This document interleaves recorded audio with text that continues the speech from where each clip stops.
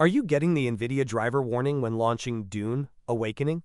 The game might refuse to start or show performance issues due to outdated or buggy GPU drivers. In this tutorial, I'll walk you through how to update your graphics driver properly and fix this error once and for all.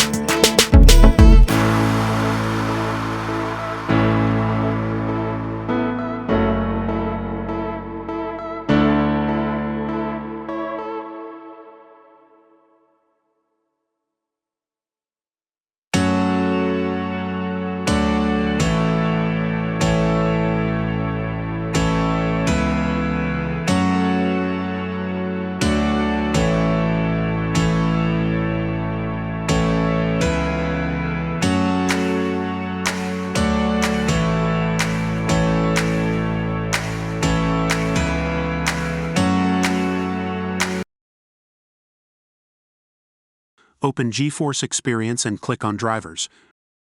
Press Download.